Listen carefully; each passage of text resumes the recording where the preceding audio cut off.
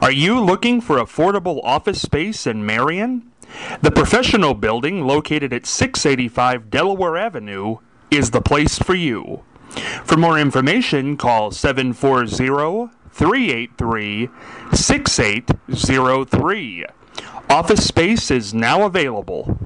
Again, telephone number 740-383-6803. This is Scott Spears, and today we're going to talk about two serious topics that can affect all our lives: suicide and drug use.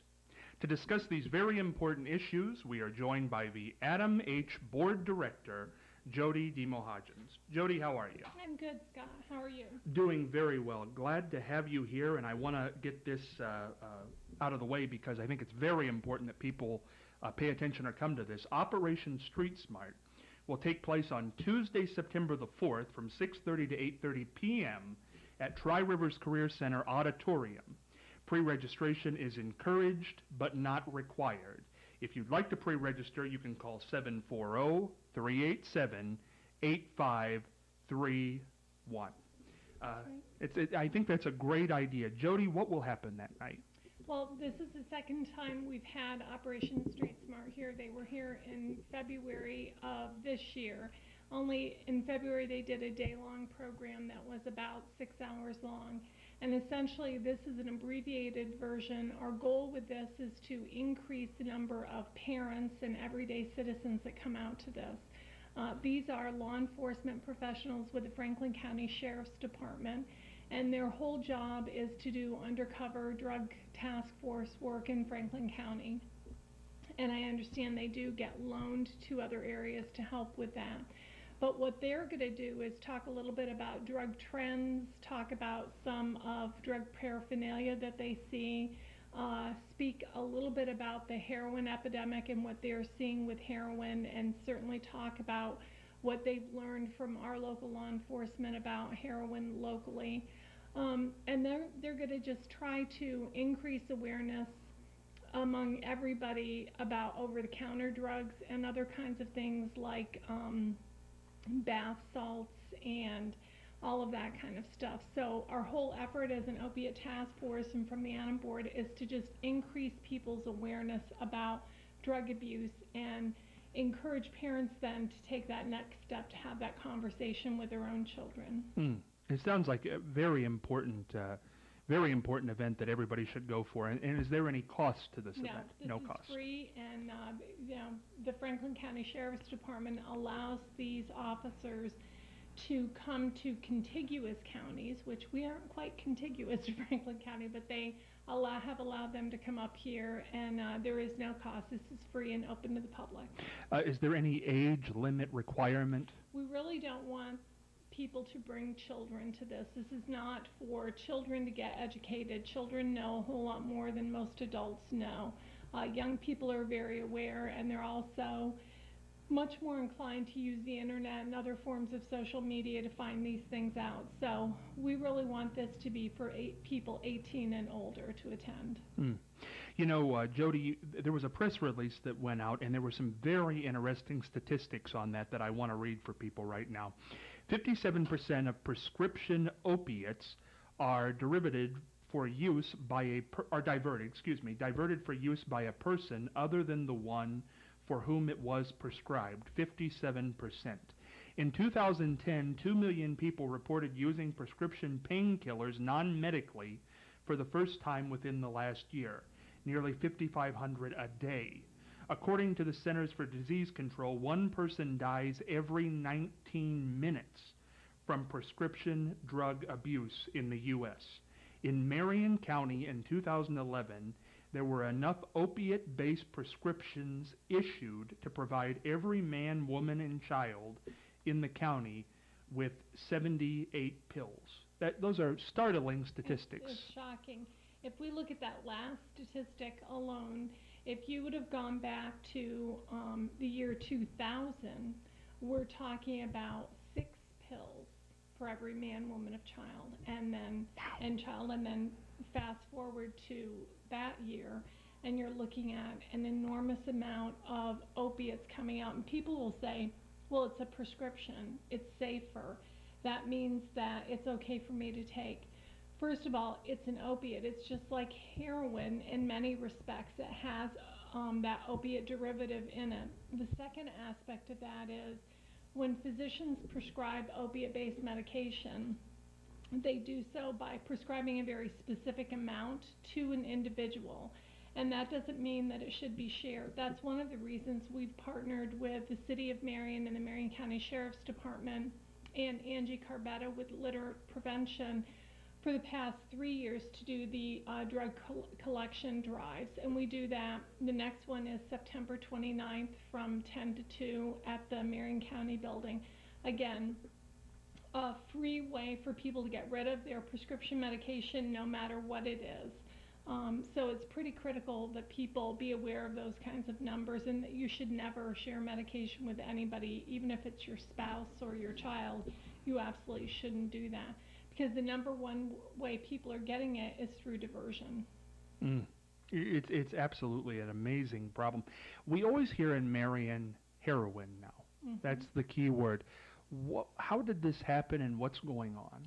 Well, I think if you talk to 10 people, you're going to get 10 different opinions.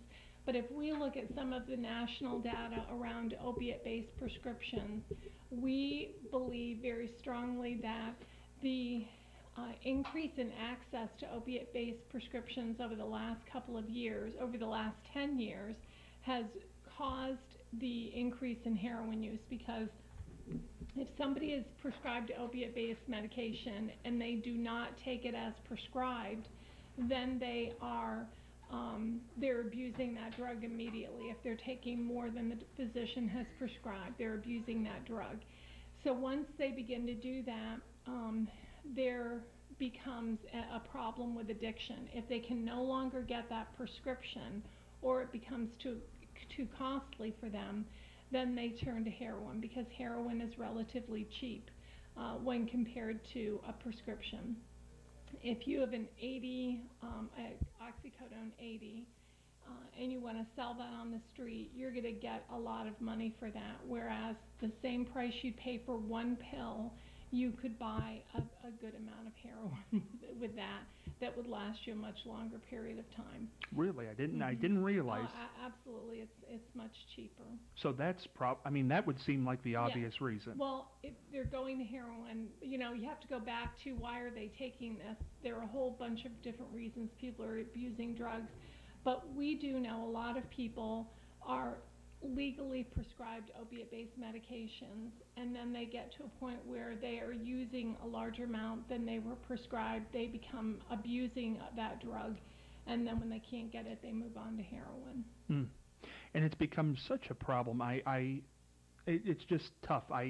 What can we do as just regular citizens to help with this? Well, I think there are a number of things we can do. Number one, we can become more aware so that we're having conversations with the young people in our lives and the other people in our lives about how easy it is to get into abusing something like that. So you need to have those conversations with the people you care about. The second thing we can do as neighbors, as people who live in the community, I've lived in Marion County for a long time now, and what I've tried to do over the last few years is be more aware of what's going on in my own neighborhood. And if you see something suspicious, then call the Sheriff's Department or call the City Police Department.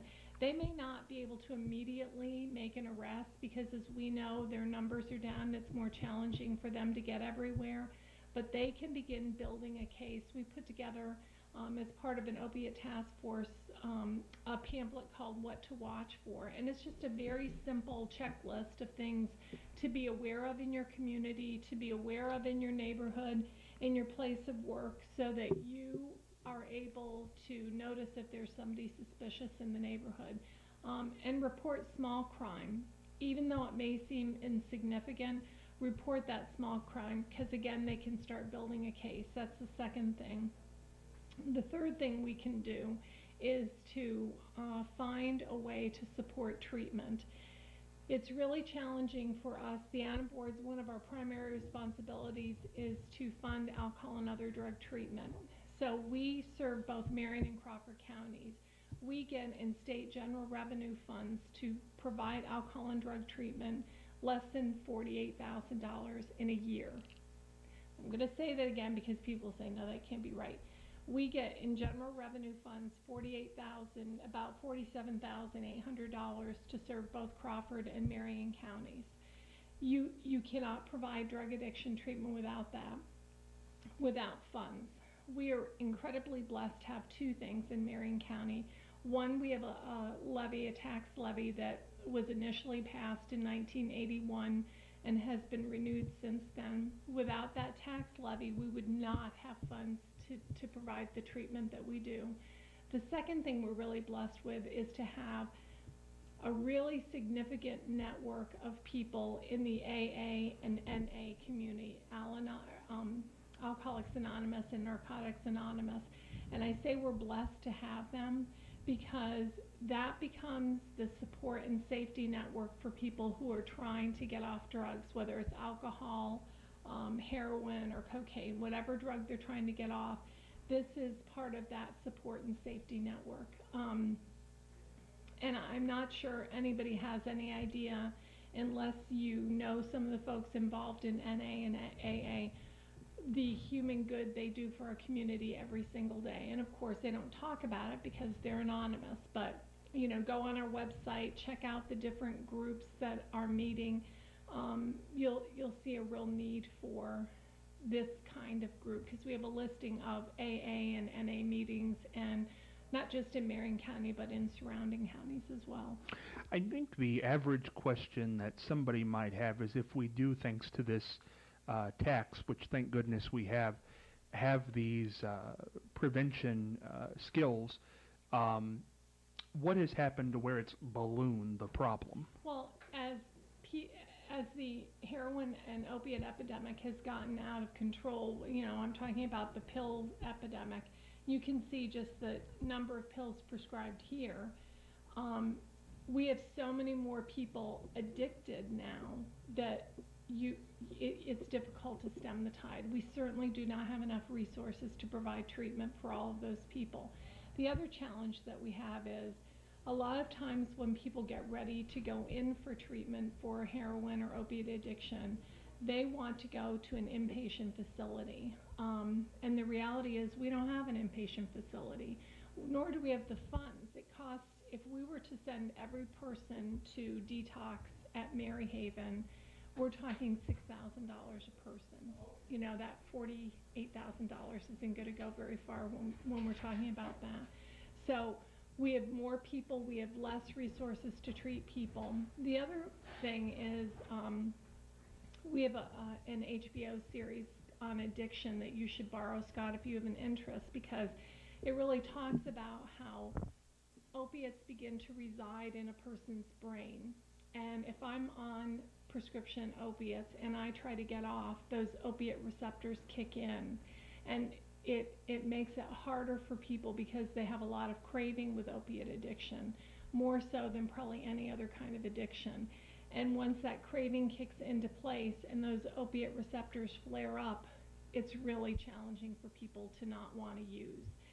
The other thing is, it's horrible to get off opiates. It's not life-threatening as it is when people go off alcohol, but they get very sick to their stomach, they have a lot of diarrhea, they have a lot of ache and pain, and they feel like they have the flu times 50, and they just don't think they can survive it. It's called being dope sick, and they really just can't get through that dope sickness part to get to the other side. We also know, just talking about the brain chemistry piece, that those opiate receptors will continue to flash with a desire for opiates for up to 10 months after somebody goes off. So they have to get through that year before they feel like they're on the other side of things. So this isn't, it's not an easy drug to get behind you. Again, I want to mention this. Operation Street Smart will take place on Tuesday, September 4th from 6:30 to 8:30 p.m. at Tri-Rivers Career Center Auditorium.